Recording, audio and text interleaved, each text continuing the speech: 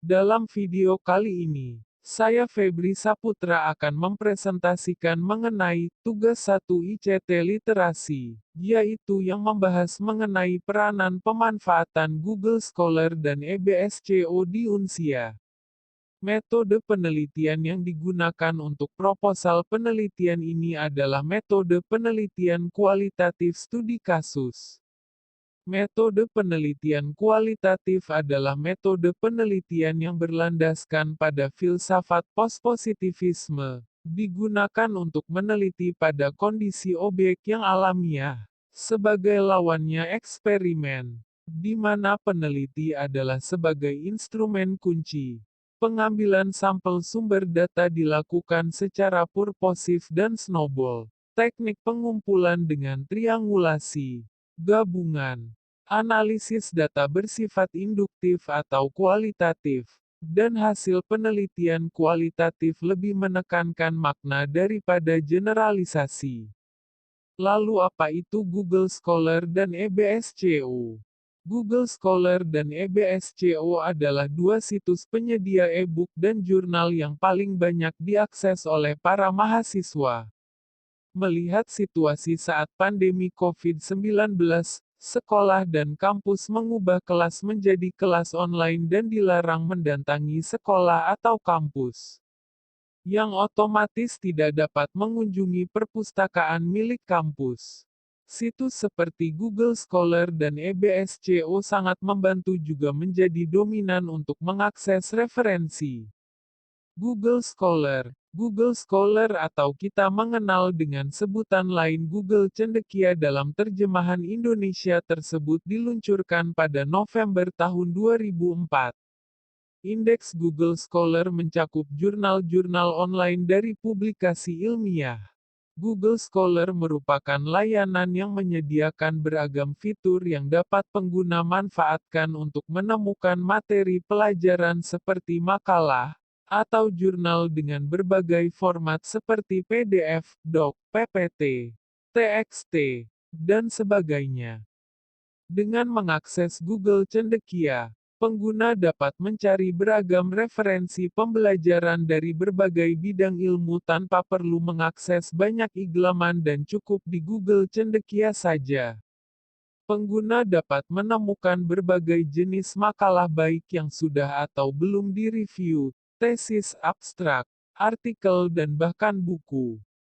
Selain itu, pengguna juga dapat menemukan karya-karya dari penerbit akademis, komunitas profesional atau organisasi akademis, universitas, serta pusat data pracetak.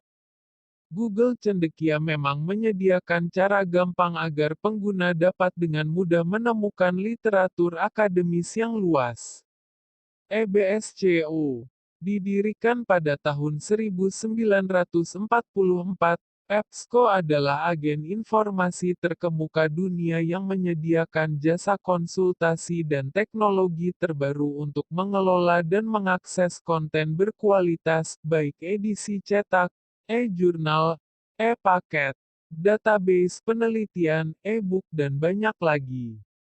Bersama dengan EBSCO Layanan Informasi, EBSCO Publishing telah melayani kebutuhan informasi selama lebih dari 65 tahun. Penyedia EBSCO Host, layanan premi yang paling banyak digunakan penelitian di perpustakaan dan lembaga lain di seluruh dunia. EBSCO menawarkan paket lebih dari 300 full text dan database penelitian sekunder yang mencakup semua bidang subjek, tingkat penelitian, dan komunitas pengguna, dari sekolah, perpustakaan umum dan universitas, rumah sakit, perusahaan dan lembaga pemerintah. EBSCO juga menawarkan layanan e-book dan e-audiobook melalui NetLibrary, serta EBSCO Discovery Service, federasi layanan pencarian dan berbagai peluang kemitraan untuk penerbit jurnalistik. EBSCO adalah perusahaan yang membantu pelanggan dengan layanan terpadu yang menggabungkan database referensi, manajemen berlangganan, jurnal online, buku, jasa pencarian dan solusi A to Z. selalu unggul dan terkemuka. EBSCO terus bekerja untuk mengidentifikasi tantangan-tantangan baru dan menggabungkan teknologi dengan data untuk memenuhi kebutuhan informasi pelanggan di seluruh dunia. Universitas Siber Asia adalah universitas berbasis kuliah full online, dan merupakan perguruan tinggi swasta pertama yang mendapatkan lisensi pemerintah untuk menyelenggarakan jenjang pendidikan tinggi berbasis full online learning dengan biaya terjangkau. Mahasiswa dari berbagai daerah dapat mengikuti kuliah dengan waktu yang fleksibel dan mendapat materi pelajaran yang berkualitas.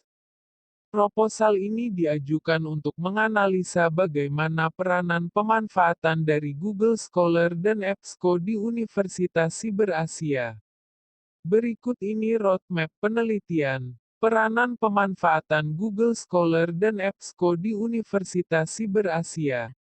Pada bulan November tahun 2021, kami akan memulai mendefinisikan dan merencanakan proposal seperti merancang pembagian-pembagian tugas, memulai tahapan-tahapan penelitian awal, lalu bulan ini Desember tahun 2021 kita akan mulai pada persiapan dan pengumpulan data.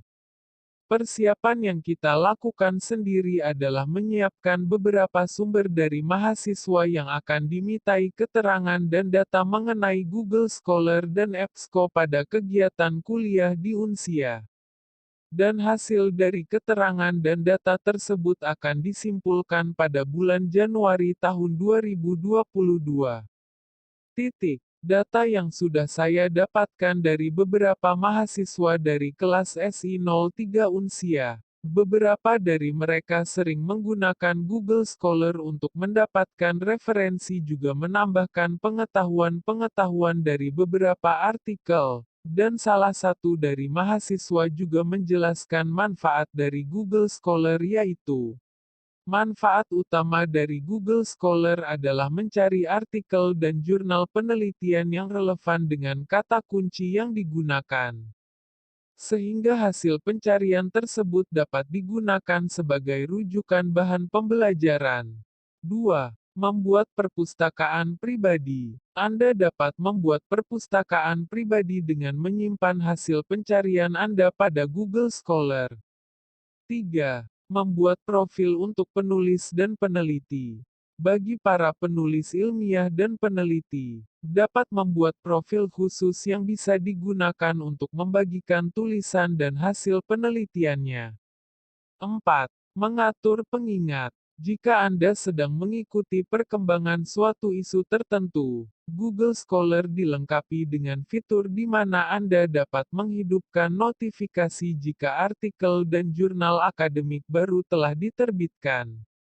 Untuk EBSCO sendiri, masih jarang digunakan oleh beberapa mahasiswa di Unsia.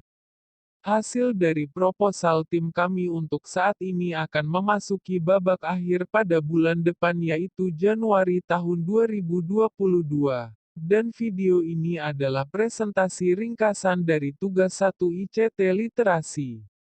Terima kasih atas perhatiannya. Sampai jumpa pada sesi berikutnya. Semoga kita senantiasa diberi kesehatan.